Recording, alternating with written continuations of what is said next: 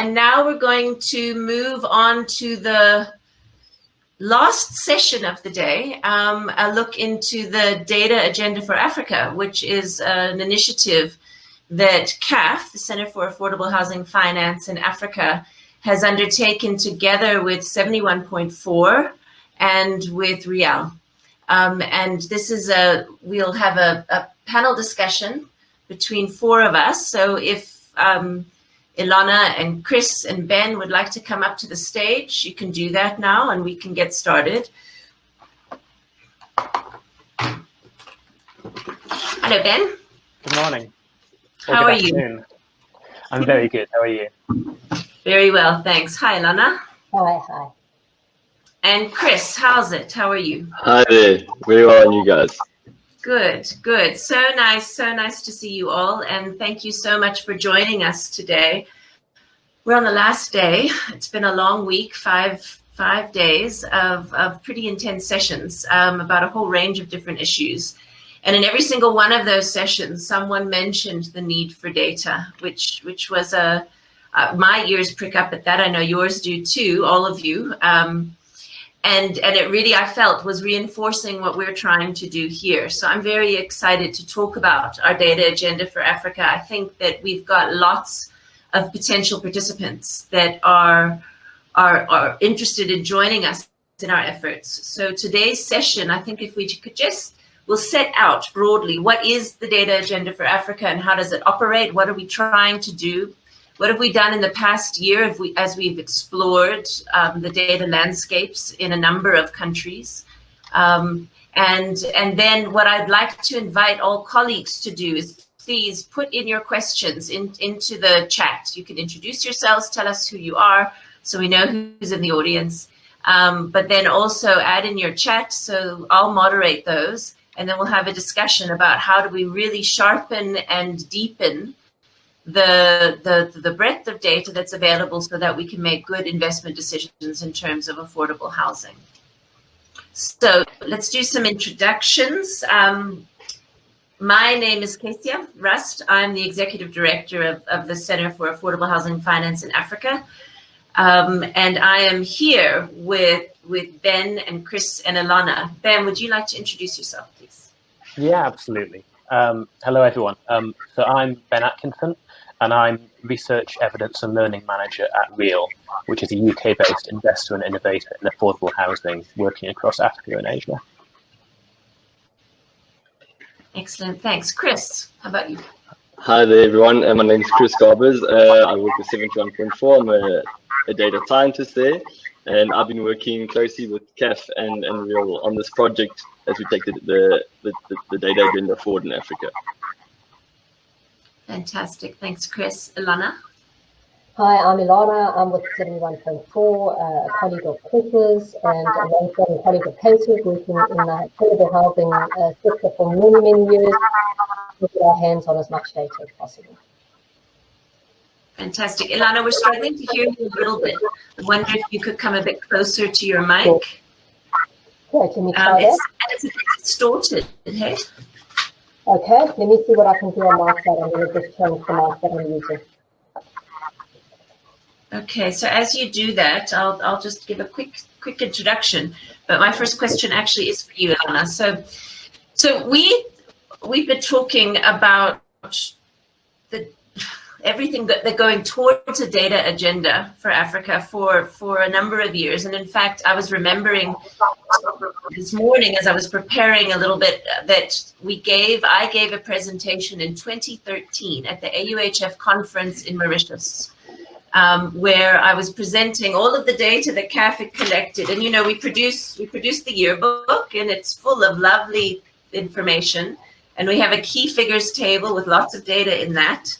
And what I was arguing to the colleagues within at the AUHF conference in Mauritius was that we had the data, but we couldn't align it. We couldn't do cross-country comparisons because definitions were different. We couldn't understand. We didn't have any sense of the accuracy of the data. Some of the information that we get for the yearbook we take from newspaper reports, because the actual databases themselves aren't available, and so on. And I was expressing to the meeting my frustration with the situation. I know, Ben, that's a similar issue for you as well, that Real is constantly looking for data to support both its decision-making in terms of who to partner with, and then how to support them as they carry on in their work. So it's been something that we've been trying to address for a long time. So about a year and a half ago, we started to think that we actually have to bring in the participation of all of the participants, all players, stakeholders from across the continent, and invite them to participate in what we were calling now this agenda, because we all agree that data is critically important to drive the sector. Then maybe if you could talk a little bit about your interest now in the data agenda and where you're thinking of what you're using the data for, your big picture view on why we're here. Yep, absolutely. And can I ask, Chris, can you mute yourself? Yes. Yeah, so as I said, Real is a UK-based investor and innovator in affordable housing, working across Africa and Asia. We have projects in 10 countries in Africa, and our African priority countries are Kenya, Nigeria, and Uganda. And just to give a little bit of background, Real has 20 years of experience in investing in affordable housing. In that time, we've invested approximately $70 million and completed over 16,000 homes when there were 5,000 homes in progress. We do specifically target the urban bottom 40% of the income pyramid, and a key focus of ours is the $10,000 house, which we've delivered in a number of countries. However, an estimated 300 million new homes are needed by 2030 to bridge the global deficit, which requires an investment of approximately $17 trillion. And Real understands that any homes that we build will be just a drop in the ocean in terms of that demand. So as such, our focus is on demonstrating the commercial viability of affordable housing and using this to crowd in others into the affordable housing market, including investors, developers, end user finance providers, and government. And to do this, we need quality data. Quality, timely data is hugely important to Real's work. Without it, we can't effectively demonstrate the commercial viability of housing. We can't effectively demonstrate the impact of affordable housing on low-income clients, and we can't identify key blockages in affordable housing markets. We also can't monitor subsequent changes in those markets without this data. And we need to do all of this, not only to meet our objective of crowding in others into the wider market, but also in order to continue to encourage investment into Real and into our projects. So Real has very much taken an open source approach to the data that we create. At the beginning of this year, we launched our data dashboard at real.net/dashboard. And this contains project data on well over 100 Real funded projects, including project finances, number of units, household incomes and demographics. And all this data can be custom filtered and downloaded for further analysis offline. Moving past project data, we've been really expanding our data collection in terms of the impact that affordable housing has on clients. So as part of this, we've undertaken research studies in 4 of our priority countries, focusing on changes that households have experienced, most particularly in income, expenditure, and well-being as a result of receiving a Real funded home. And this is really helping us to demonstrate how truly transformational affordable housing can be for low-income families. Finally, and focus of this session, is our partnership with CAF and 71.4 on the data agenda for Africa. And we began this partnership as Real was very keen to start robustly measuring the affordable housing markets that we operate in, what we have referred to as the market shaping indicators work. And with CAF already starting to implement the data agenda for Africa, a merger of these 2 pieces of work was a natural solution, and we are really pleased with the outcomes. For Real, this work has enabled us to really start to much more precisely quantify the affordable housing markets in which we work. It provides a rich source of data to demonstrate where markets are working and quickly highlight specific bottlenecks in markets to target. It highlights key stakeholders in each country, and finally, it enables us to demonstrate where our partners are really pushing the markets, particularly in terms of lowering costs and reaching further down the income pyramid. We also know how much other actors in the sector also want this data. For example, when discussing our data dashboard with other organizations, a very common piece of feedback was that the dashboard is a really valuable piece of work, but they'd like to see more information about the wider markets in which we operate. And I think this work really, really helps fulfill that request. Yeah, so in terms of our work in Africa, I think this has been a really huge step forward for us. But as I said at the beginning, Real doesn't only work in Africa. We work across Africa and Asia. And the data agenda for Africa is very much for Africa. And what's more, there is no Asian equivalent of CAF, which I'm sure we'd all agree has been a hugely positive influence on affordable housing on the African continent. So over the coming year, Real plans to take this framework of indicators and learning we've built for this project and roll out the work in our Asian countries of operation, starting with India and Pakistan. And this would be the start of a much broader engagement in the data and research landscapes of Asian priority countries. And we'll be working particularly with local partners and research institutions to research and analyse the affordable housing markets in these countries, to start building a rich body of evidence of the impact and commercial viability of affordable housing for low-income families, and really push to make this all available from a single source. This is a slightly daunting, but very exciting piece of work that we'll be undertaking over the next few months. Thank you. No, thanks, Ben. You know, we just heard that presentation just before this one from HDFC on their work in India. And there is so much, in fact, that we can learn from our colleagues in Asia. And in some cases, there are certain parts of the market that they've dealt with for a lot longer or more intently than we have in our different contexts across the African continent. And so to create some way of comparison where we can actually learn from one another with data sets that we can compare and understand where the similarities and differences are and so on, I think would be very helpful. So we're so excited that you're thinking about and driving this process with your Asian partners as well, because that then creates a nice comparative and a benchmark. I see that Alana's joined us. Hello. You're on mute, I hope, is why I can't hear you. I still can't hear you. Try again.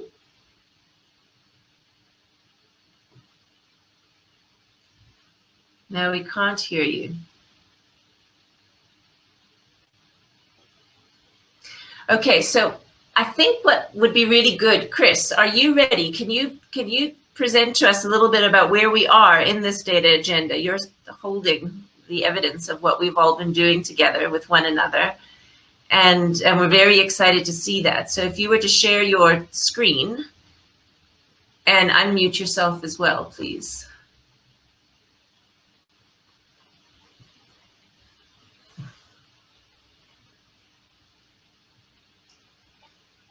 There we go. There you go. Good. And can you share your screen? Let me just get my slideshow going here.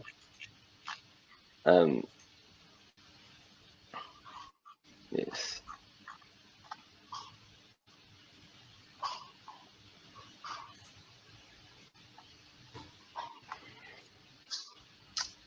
Okay. Is it coming through? You know, the one thing, Ben, and while Chris sorts this out, the one thing that I'm also thinking so much about is CAF has a macro focus. We look at what's happening at a national level. We try to get to the city level, but it's difficult.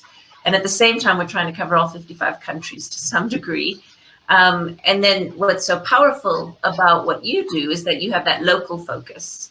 And so maybe after Chris finishes, we could talk about that, about how we shift our focus from the local out to the national and the regional and then back into the local. Okay, Yes, Chris. absolutely. Great. Chris, do you want to start? Yes. So what I'm going to take us through today is the work that we did with CAF and Real on exploring housing data landscapes in Africa. And I'll first take you through a bit of a background on the project and what the kind of objectives were, and then take you through some of the results that we have found for 4 of the countries that we looked at. So let me just see if I can actually scroll through my presentation. Sorry, my computer is, as you can see, having some technical issues.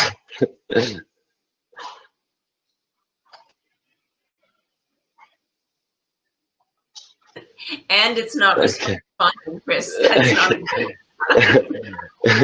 Okay, so I'm assuming everyone can still see my screen now. I don't know if you can see it, Casey.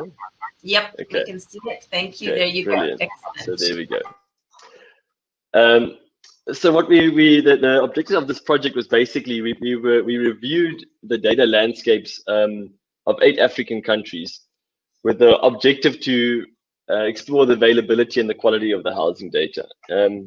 As Casey mentioned earlier in introduction, we've always had this kind of issue with collecting data and having it we can replicate it across different countries, but also that we know what we are actually measuring is what we are looking for. And this process that we went through, we mapped out the entire data landscape in 8 countries. We did Nigeria, Kenya, Ghana, and Tanzania, which will be the 4 that we'll be talking about today. We also did Morocco, Cote d'Ivoire, Uganda, and Mozambique. And the first thing we did was we kind of looked at the legislative and regulatory environment, which kind of frames the data landscape, right? Because a lot of the time, the production and curation of data is the result of compliance with regulations, or because a body like the National Statistics Bureau has a legal right and obligation to collect data.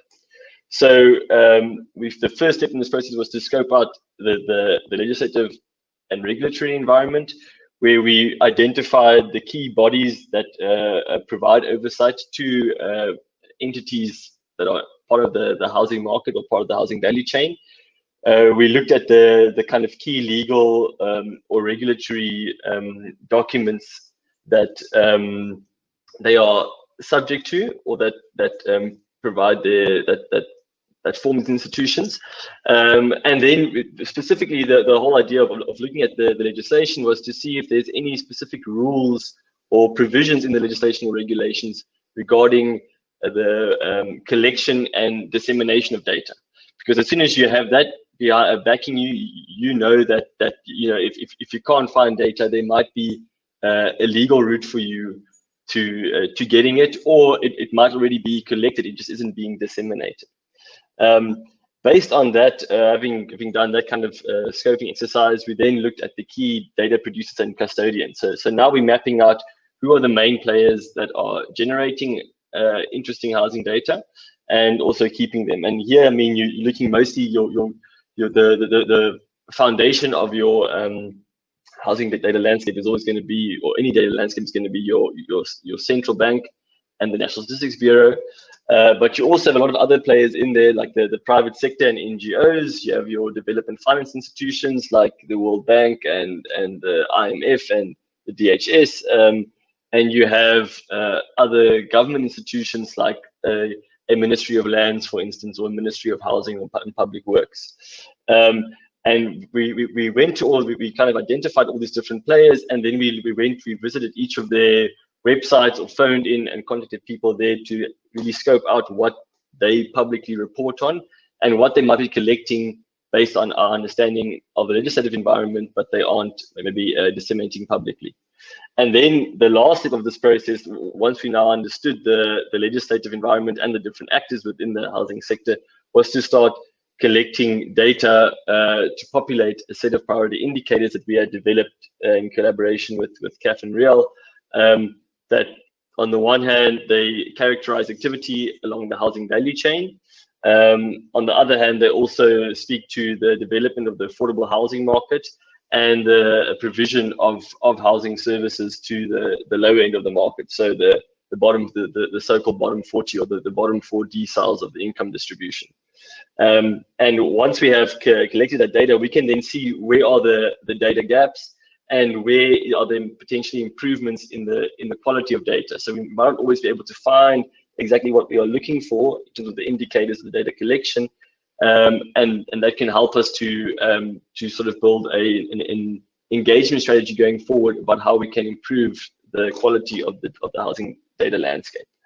So just to give you an idea of the indicator set that we are looking at, I mean, I know the text is very small here, but what we basically did was I put on the slide here the different links of the housing value chain. And this is just a sample of 91 indicators, but we basically have indicators that span the value chain. There's a total of 166, and they require 268 distinct data elements. So our objective is for each of the countries where we're doing this, these reviews of the data landscapes, is to collect 268 data elements. Any ones that we don't collect are then obviously a gap that we would like to fill. Once we have collected the data and we start populating the indicators, we develop this sort of quality assessment framework, which is not so much just talking about necessarily the accuracy of each data point, but really it's more of an assessment about the extent to which the data meets the purposes of understanding housing markets as framed by the data agenda and the indicators which we are trying to populate. So to take you through this framework, the kind of first step in the framework is just to know whether we understand what the data means. If we don't understand what the data means, if we can't find any kind of methodology for the underlying data, we can't assess how relevant it is, and then we can just talk about whether it is accessible or not. Can we get the data? So a classic example of data which is not interpretable is data that you have to pay for instance, income data, where you have no idea what the vendor did, their methodology to create the income distribution, for instance, in a country. And then you'd also have to have a paywall to try and access the data.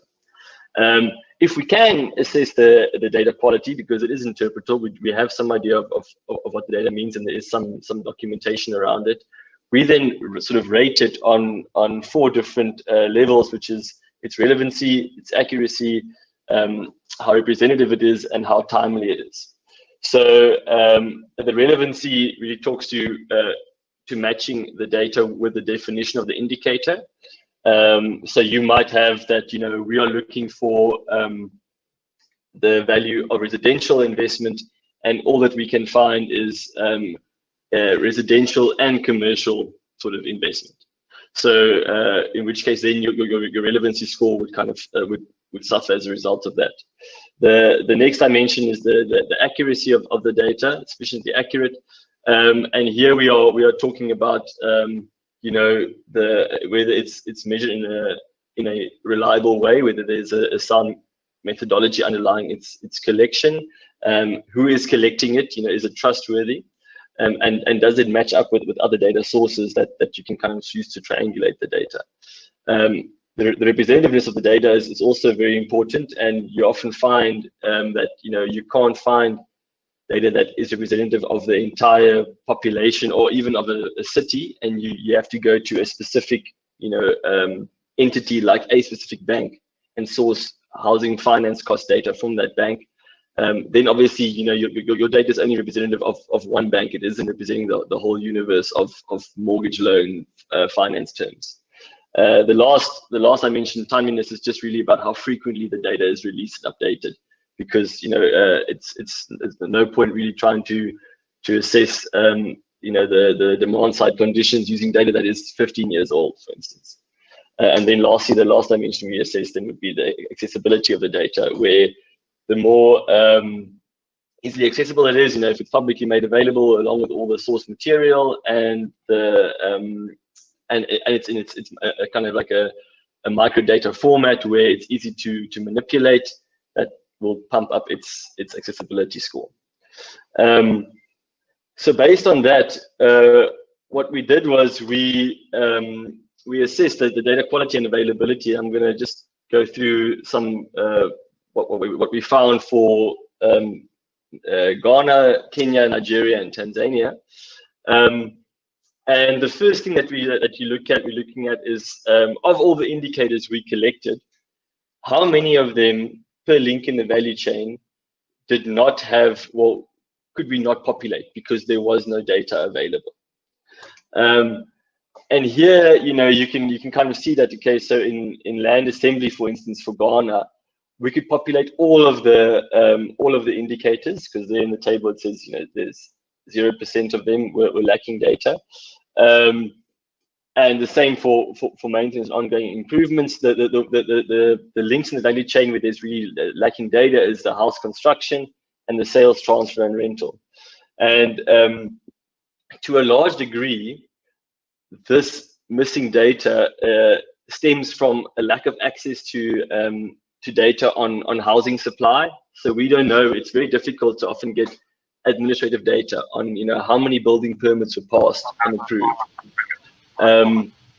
Also, Chris. Yes. Chris, I'm just interjecting here. I mean, it's something that always astonishes me. How hard is it to count a house? Yes. They're so physically visible.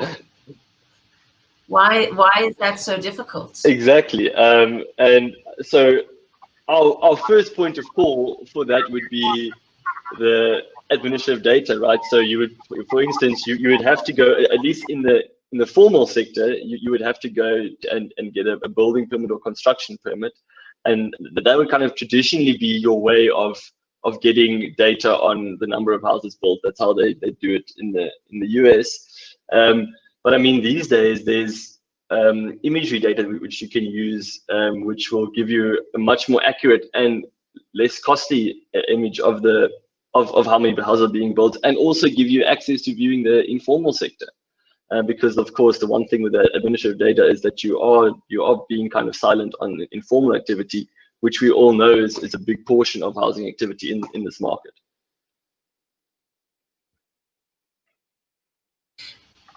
How, in fact, can you just, I mean, that is a huge issue, is the informal activity, and how to actually count that. How would we do that? It's something, maybe we can actually save that for our discussion afterwards, but just hold on to that. How do we track the informal? It's so dominant, we think. We don't know. I mean, like at the moment, really, the data that kind of speaks to informality is your household survey data, because it's enumerating lots of different households, right? But that isn't telling you anything about the flow of supply coming on the market.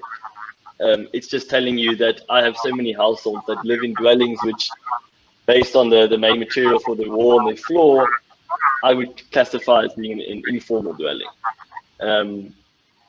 At the same time, we know that there's a long process for people to construct these houses. That usually happens over a long period of time. So, yeah, at the moment, there isn't really anything that captures the informality apart from imagery. But yeah, so going back to, so I mean, yeah, so like I said, the one key missing element is it relates to housing supply, which is why we have missing data, and also the sort of process around house construction. So how long does it take from when you apply for your building permit to when you actually get the occupancy permit issued?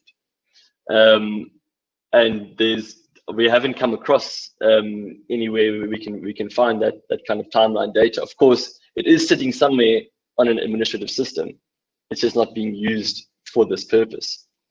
And presumably that would also be what, I mean, the private sector must be collecting that because it has a cost implication. Yeah. So you would, so at a project level, you would think that the developers are collecting this data as part of their project management, and And so it's sitting in the private sector, and then it should also be sitting in an administrative system in local government at the very least.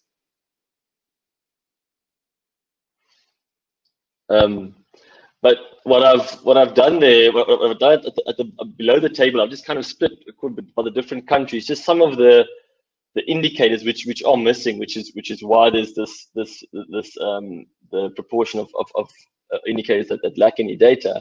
And although there are some kind of distinction between the countries, it is really what we have found in the study is that the data gaps align quite well across the different countries. There's nowhere that we are really seeing, you know, a lot of housing sales data being made available. It is there, you know, like the one alternative is to go and scrape property classified websites, for instance. But there's no way that you can see really that you can find data on, you know, so many properties were transferred this year, so many properties were transferred with a mortgage, there's so many with primary transfers. There isn't anywhere where you're really seeing that data being made available.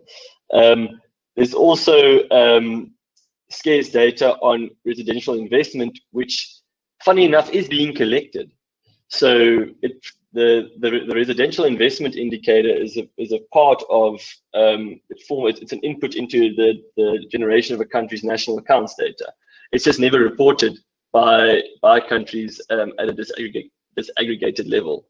So you often just see total investment in the economy or gross use capital formation and construction, but you don't often see the residential subcomponent of that.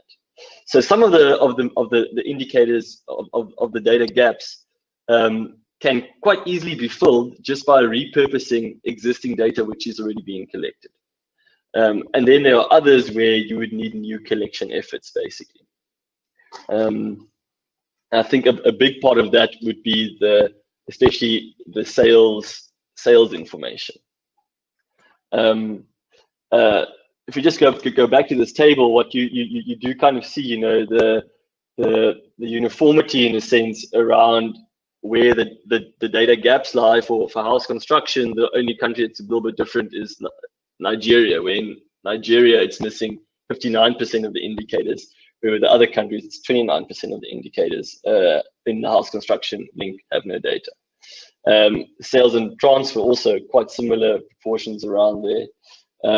The maintenance and ongoing improvements, lack of data there. I mean, we only developed 2 indicators for that link. So if you're missing one, then you are 50% missing.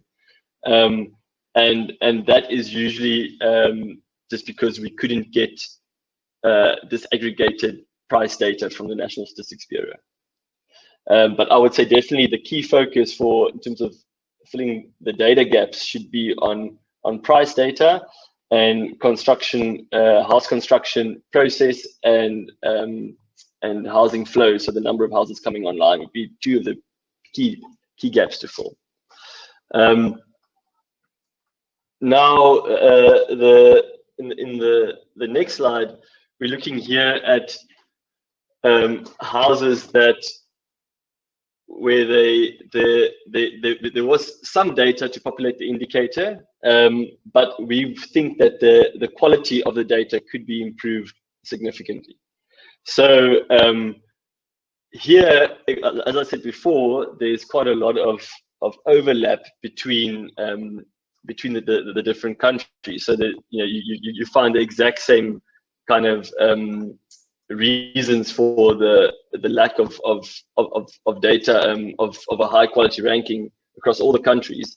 And one of the key ones here is that a lot of the indicators look at say housing project data, and the cost of the cheapest house, for instance, is one of CAF's kind of key indicators. The cost of the cheapest new urban house by a formal developer, and just going around being able to increase your sample sizes from which you derive these estimates. So if we had price data being fed into a more or being more accessible in a sense, we would know that, okay, when we pick the cheapest house, we are pretty sure that we are picking the cheapest house because we've reviewed all of the different developers' offerings. The same with, so that goes for price data and for typology data of housing. Here we also have some rental and sales price data which is missing. So in some cases there is some data being collected on sales and on rentals, but once again the methodology might be so opaque that you aren't really sure as to whether you are covering a sufficiently large sample. And you would see in the maintenance and ongoing improvements link, there's quite well, for some of the countries, you can improve it for both indicators, the quality there, and that's really because the data for those indicators comes from the Stats Bureau, and it comes from their price data. So the Stats Bureau releases monthly CPI information, and we use that CPI information, the weights in there, to say, okay, how much are people spending on improving their houses, for instance. But in the CPI weights, which are provided by the Stats Bureau, they don't disaggregate in the publicly disseminated data between just pure housing improvements and a whole bunch of other housing furnishings and equipment. So in that case, it'd be very easy to improve the quality of housing data to see how much people are actually spending on improving their houses just by getting the Stats Bureau to disseminate more disaggregated CPI weights. You could also calculate these weights yourself if you had access to the underlying survey data, which the Stats Bureau uses to calculate their CPI weights, but that also isn't always the case. In the social and economic infrastructure link, the scope for quality improvements there really stem from a lack of clear income data that we know we are identifying the right segments of the population, and in the land assembly link of the value chain, we the lack of good quality scores there stems from we basically rely there a lot on the World Bank doing business indicators as inputs there, and those indicators aren't specifically for the housing market. They assume a housing costs and processes based on the construction of a warehouse. And so they also, I think we've spoken about this in the past case here, would be a housing doing business indicator kind of framework to address those kind of shortcomings.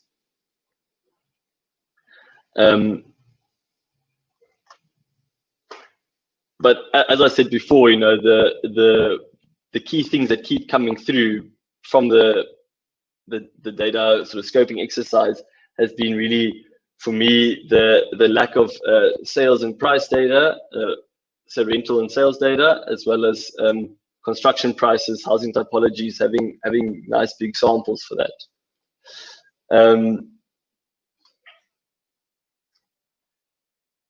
Then,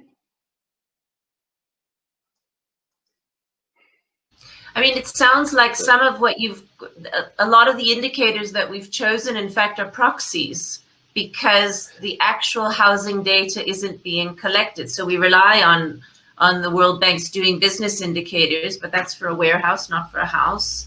And I know that the developers use that all the time, the number of days it takes to register that property. And of course, that's quite different than it would be for a residential in many cases. But it seems what you're saying across the value chain, in cases we're trying to access proxies, and when housing is such a significant component of the economy, you would think that you would have housing specific data to support that. Yes, precisely, and this is kind of we have often, so you have your main curators of like your representative data would be your central bank and your Stats Bureau, and where there are gaps, we have had to just go to a single developer or a single bank to find some kind of information, so that we know at least, these three mortgage lenders are offering interest rates in this range, and we're using that as a proxy for the market. It is better than nothing. I mean, and it also helps you to start the conversation about getting more representative data. But it definitely has its flaws in terms of it does expose you to measurement error, and you also know that the reality could be very different in one, like if one lender or one developer is only operating in one city or in one area within a city, their prices could be very different to anywhere else in the country. So it's very important how we interpret these data points and the kind of caveats that come with them.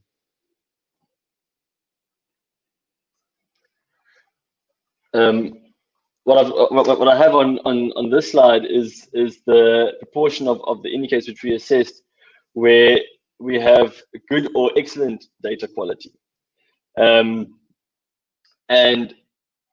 here, so this is where, according to our quality framework, the score was as high as, at a point where we are comfortable with the reporting on this, and we know exactly what the indicator is measuring and what the different data elements that go into that indicator are measuring. And here, the kind of link which is performing the best is really your land assembly link. And it is because for quite a few of our indicators in the land assembly link, as I said, we rely on the World Bank doing business indicators for these to populate these indicators, but specifically sub-elements of the World Bank doing business indicators. So for instance, the World Bank doing business indicators they have an index score on the quality of the land administration in the country, which is composed of a whole range of other data points. And we also have, so some of which might be, do men and women have equal access to property rights in the economy? Are the title deeds digitized and stored at a central location? And those kind of indicators do not suffer from the kind of the measurement error introduced by the World Bank's doing business indicators, focusing on a warehouse as opposed to a housing unit. And in those cases, that kind of explains why the land assembly quality scores are quite high for in terms of how the quality of the data. The other ones where we get the other reason why the other kind of main data sources which drive the high quality data is really indicators that rely on household survey data. So for quite a few of the social and economic infrastructure indicators, that is one of our biggest kind of group of indicators. We rely on a lot of the time on dwelling typologies, which we find from the DHS data, which is a really brilliant data source for cross-country comparison. And in that survey data set, we can identify specifically the poorest 40% of households based on their asset ownership. We can see what kind of houses. Chris, tell us what the DHS stands for.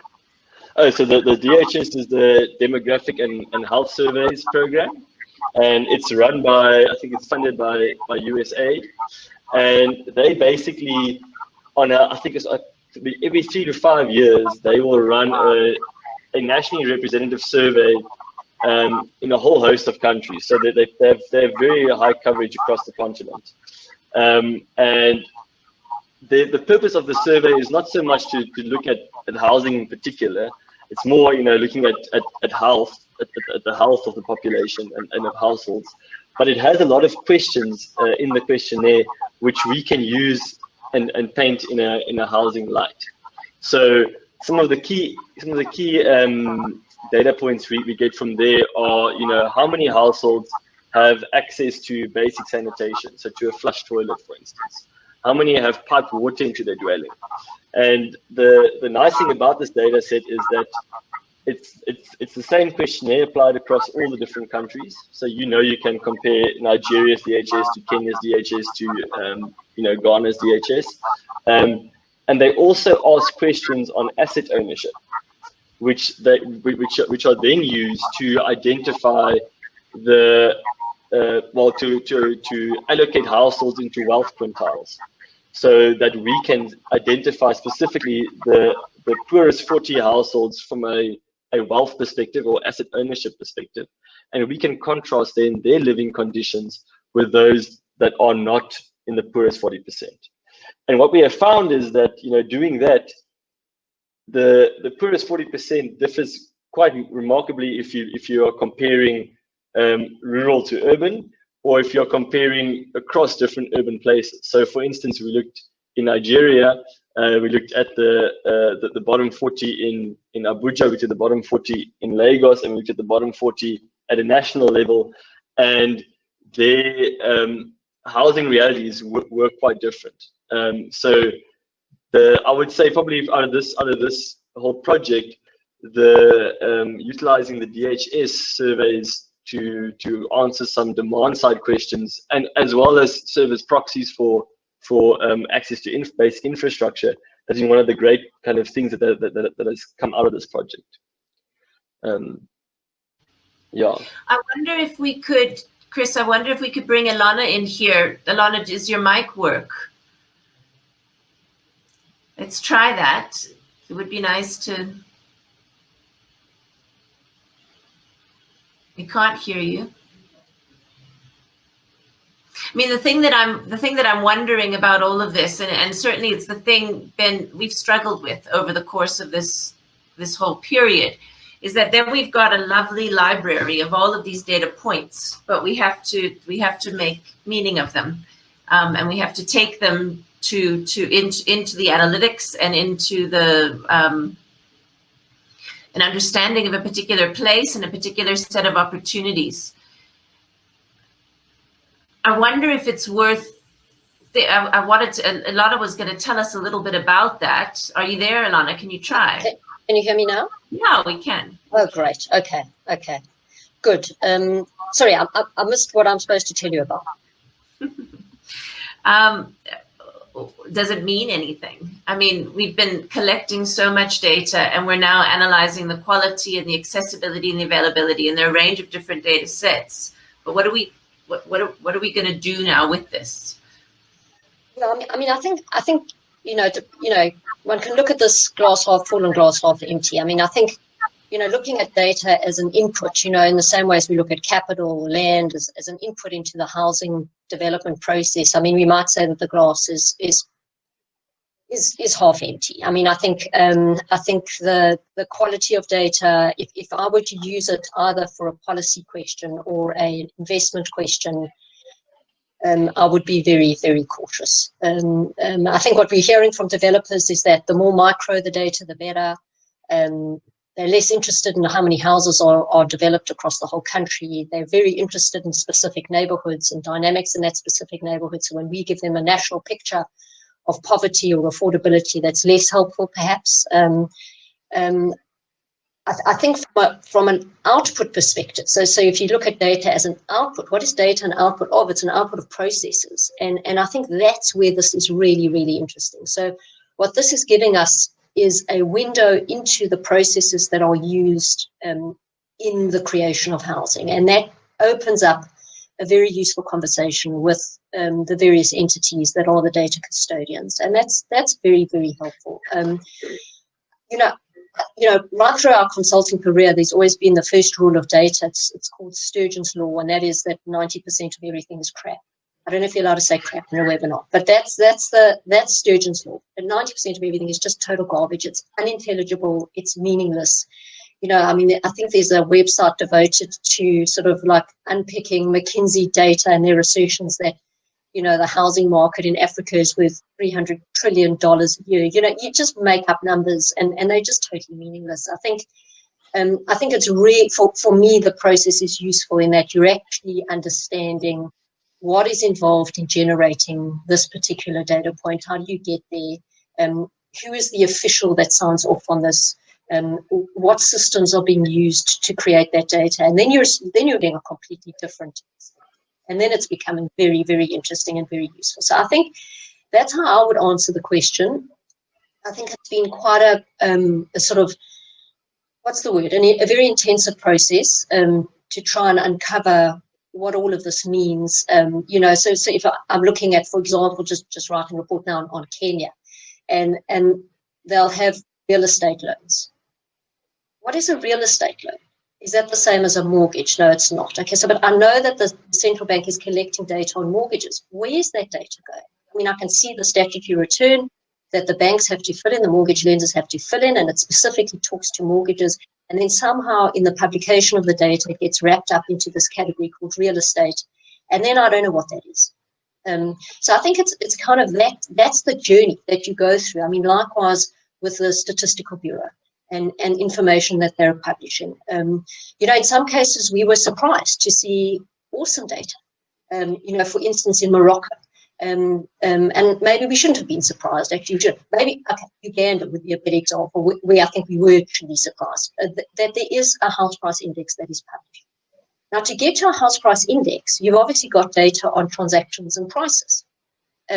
That's not visible. The house price index is available, but we're not seeing the underlying data. And I think there again, you can have a conversation now because you know that someone somewhere is accessing this data. So I think that's very useful. I think just looking at this whole question of the relationship between data and formality is a very interesting question. And I think something we've debated a lot about in the team, particularly because of Real's focus on the bottom 40. And that kind of forced a much more disciplined approach to say, okay, well, you know, we're wasting all this time. We're not wasting. We're spending all this time trying to get the number of houses, you know, developed. Well, there probably were only 4. You know, actually, that's the wrong place to look. If we want to understand what's actually going on in the housing sector, it's not going to be going through the municipal systems, the planning approval systems. It's not going to be popping out at the end of the day in any kind of statistical release about housing production. We have to look at other data that's published around how people live, and then perhaps start a conversation with how do we get better data on what Chris was saying, informal housing production, and more than that, how do we understand what informal actually means? So when we look at Nigeria, for instance, the sort of so-called informal sector, I mean, those are proper houses. You know, I mean, they're you know, the materials, the building materials that are used are completely durable. We're not talking, you know, sort of leaves for roofs and sort of, you know, mud walls. These are well-built structures. So how do we understand this question of formality? And I think for us, coming out of some of the work that we're doing in South Africa on tenure and titling, as well as what we've seen on the rest of the continent, I think maybe to speak less about formality and more about whether this is administratively visible. So does the state have any insight into what's actually happening on the one hand? And then on the other hand, is this bankable? So is there anything in here that a lender can use to assess whether to make a lending decision to support that investment? And I think those two dimensions around bankability and administrative visibility are possibly more helpful in our understanding of the housing process than this word called formality or informality, which we're never quite sure what it really means. So I think that's pretty exciting. And I think if we overlay on that, what's happening in terms of the world of data, and again, to just reiterate something that Chris was saying, that data collection methodologies are changing radically on the one hand. At the same time, we know we're probably going to move into a period of pretty severe austerity across the continent coming out of COVID. One would imagine that possibly the less important places for government to spend their money would be in the statistical environment. So spending money on fairly costly enumeration processes, perhaps they would look to cut that back. And so if you kind of marry where the world of data is going with the real fiscal constraints around gathering data in traditional methodologies, we're getting a whole new world. And that new world of data and alternative data completely changes the bankability and the administrative visibility of what we've always thought of as informal activity.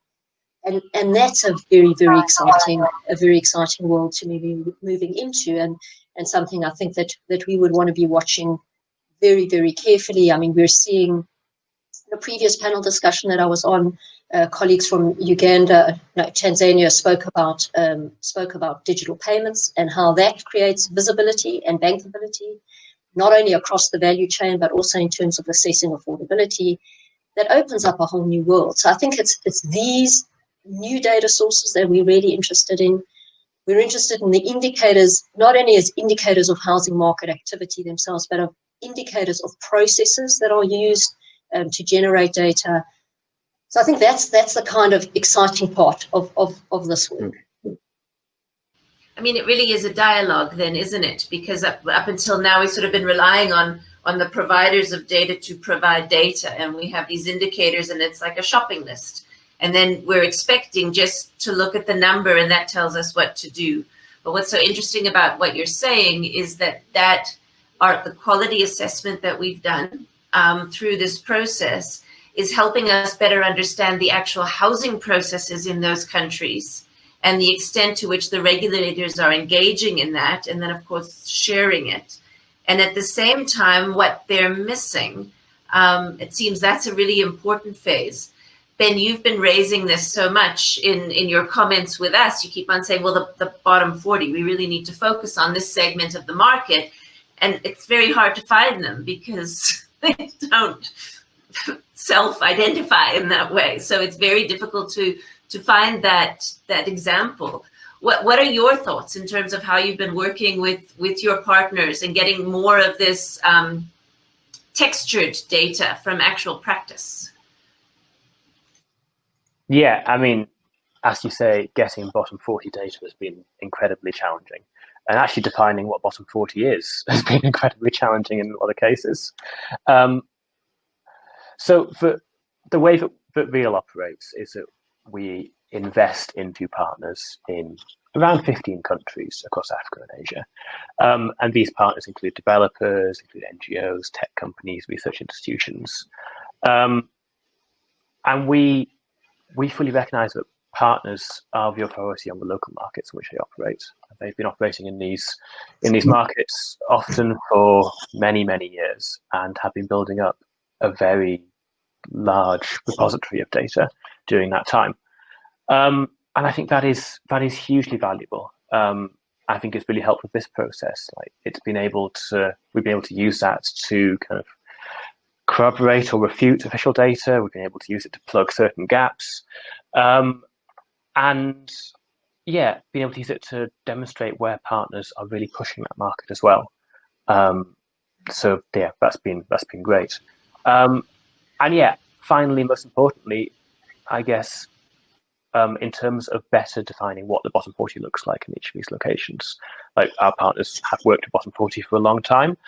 They've collected various bits of data at different parts of that process for a long time.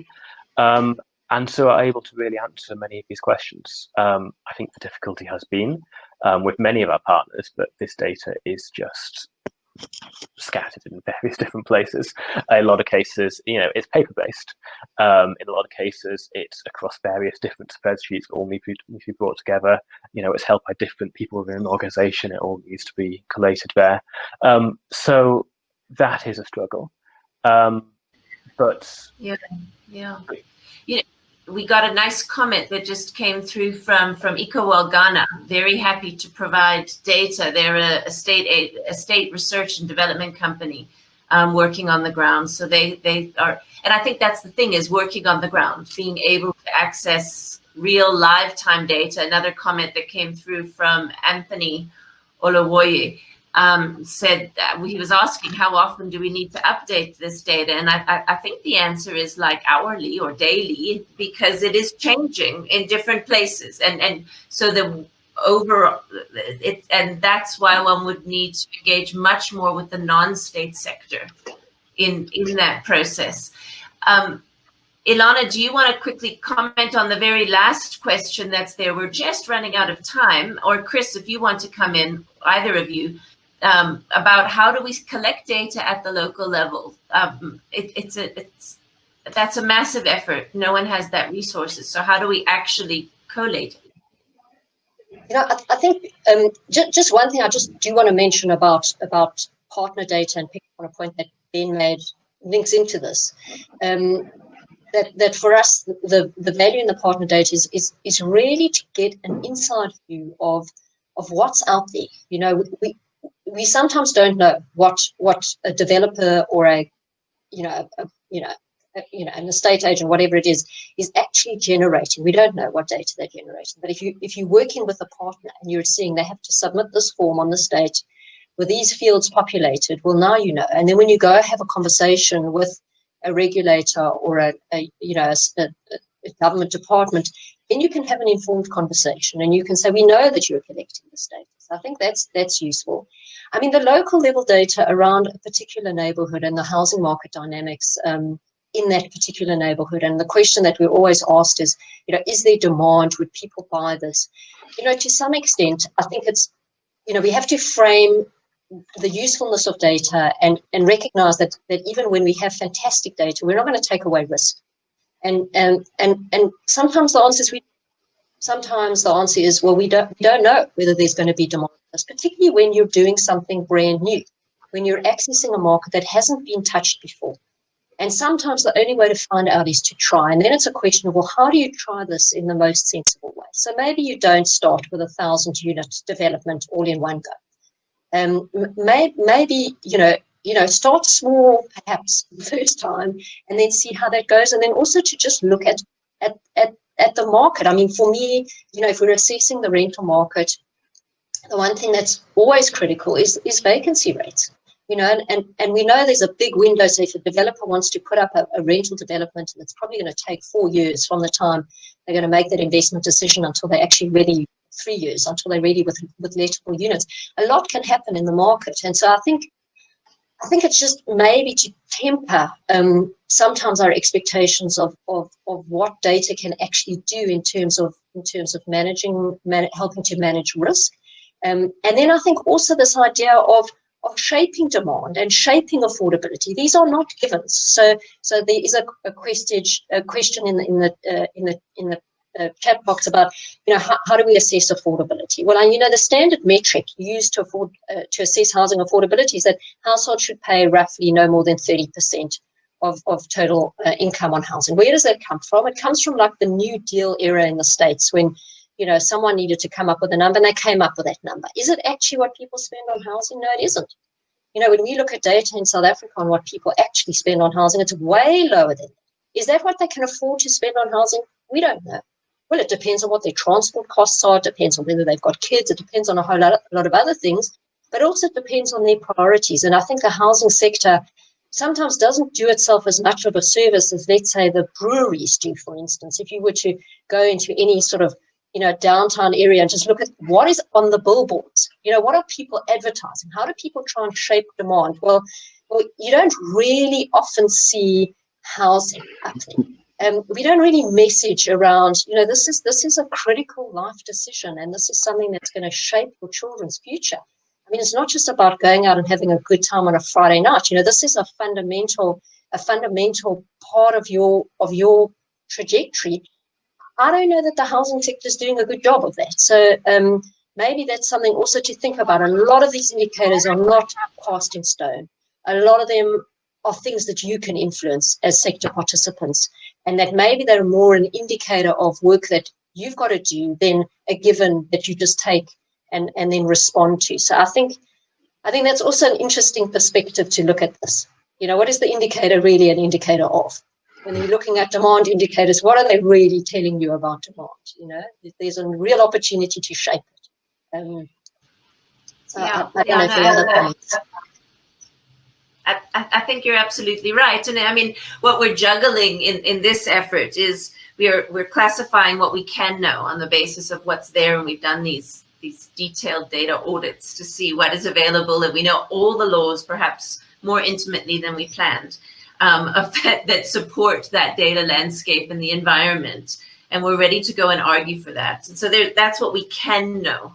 And then there's a whole set of questions about what we want to know and what we need to know, and those that's not a list of indicators. That's about how do people resolve their affordability within the context of a city and the labor markets and all of that. And we have to piece together a story to do that. That is what investors are trying to do as well when they try to figure out where to put a particular unit and how to price it and so on.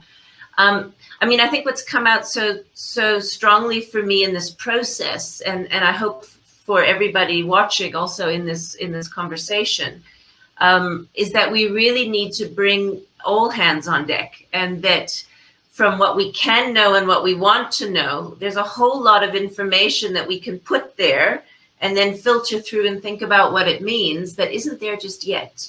I'm very encouraged by some of the colleagues who have said that they would be able to participate and contribute data into the process. We're trying to promote an open source approach, as Riel said as well, that's really critical, so that what we compete about is what we do and not competing about the information that we have. And I think that really is what then will drive a strong and healthy affordable housing finance and housing sector across the continent. Last quick short comments from all of you. Chris, we can't see you. You're there. Oh, can't you see me? I can just see myself. The one thing that I would say, which, you know, it kind of ties in with what we were saying, what the indicator measuring, what the indicator in this whole collection exercise has really allowed us to do is to unearth so many more interesting data sets that, you know, that they aren't part of the indicator framework. But for instance, the one thing that always sticks to me is that in Tanzania, we found like a government gazette where they're publishing all the land sizes of the land being sold, you know. So it just sort of, you know, opened my eyes again to how much is already actually out there, maybe not in the best usable format, but it isn't a big thing for us to fill a lot of these gaps which we have identified, and to make the whole housing kind of process and development process a lot more transparent than it currently is. Ben. Yeah, for me, I think the big point is that this is a starting point. You know, as Chris demonstrated, you know, some of this data isn't as good as we want it to be right now. In some cases, we're using proxies where we can't get the data we really need.